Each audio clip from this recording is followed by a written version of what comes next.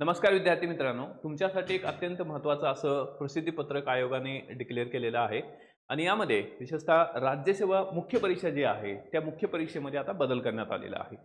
पूर्वी म्हणजे 2026 मध्ये सध्याच्या परिस्थितीमध्ये काय आहे, 2026 मध्ये आपल्याला एक ऑप्शनल सब्जेक्ट आहे आणि या ऑप्शनल सब्जेक्टमध्ये दोन पेपर आहेत। पेपर 1 आहे, पेपर 2 आहे। ठीक आहे, 250 मार्काचे हे दोन पेपर आहेत। या ठिकाणी 500 मार्क। तर हे जे 500 मार्काचे पेपर्स आहे, पेपर 1 पेपर 2, हे 2027 पासून म्हणजे 2027 पासून या ठिकाणी ऑप्शनल विषय जो आहे तो आता राहणार नाही। म्हणजे ऑप्शनल विषय जो आहे तो काय करण्यात आलेला आहे, आता या ठिकाणी बाद करण्यात आलेला आहे।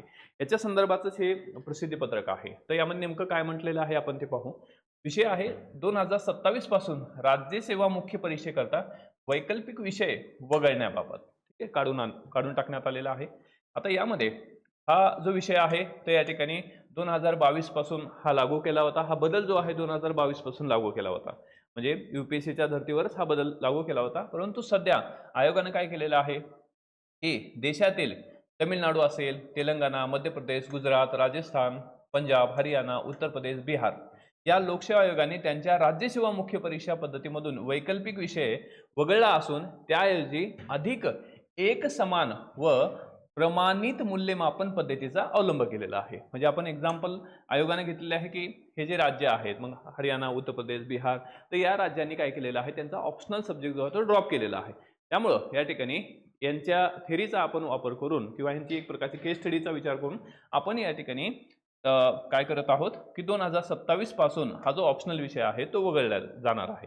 त्यामुळं या ठिकाणी हे महाराष्ट्र नागरी सेवा राजपत्रित गट अ ब अंतर्गत राज्यसेवा मुख्य परीक्षेतील वैकल्पिक विषय वगळण्याचा निर्णय घेतला आहे। म्हणजे हा जो वैकल्पिक विषय आहे हा 2027 पासून असणार नाही। 26 मध्ये आहे, म्हणजे आता जी मेन्स होणार आहे त्याला या ठिकाणी हा ऑप्शनल विषय आहे, परंतु 27 मध्ये असणार नाही। मग आता मार्काचं स्ट्रक्चर सुद्धा चेंज झालेलं आहे। जे 2026 मध्ये सध्याच्या परिस्थितीमध्ये जे ग्रँड टोटल आहे ते 2025 आहे, बरोबर। मेन्स जे आहे ते 1750 मार्काची मेन्स आहे।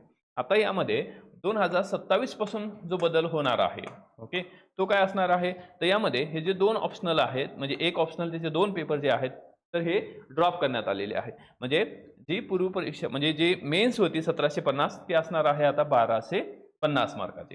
म्हणजे 1250 मार्काची ही जी आहे ही मेन्स असेल। म्हणजे 500 मार्क जे आहेत आता इथं कमी झालेले आहेत दोन पेपरचे ऑप्शनलच्या। ठीक आहे, 1250 मार्काची मेन्स, 275चा इंटरव्ह्यू, अशा पद्धतीनं 1525 मार्काची ही परीक्षा असणार आहे। ठीक आहे, जो हा बदल आहे त्यामध्ये हा 2027 पासून लागू होणार आहे। त्यामुळे जे विद्यार्थी 2027 साठी 28 साठी प्रिपरेशन करत असतील त्यांच्यासाठी खूप महत्त्वाचा हा निर्णय आहे की ज्यामुळे तुमचा एक प्रकारचं तुमच्यावरचं प्रेशर ताण हा इथं कमी होणार आहे, कारण इथं ऑप्शनलच असणार नाही। ठीक आहे, तर हे महत्त्वाचे नोट आहेत जे 2027 साठी प्रिपेअर करत आहे।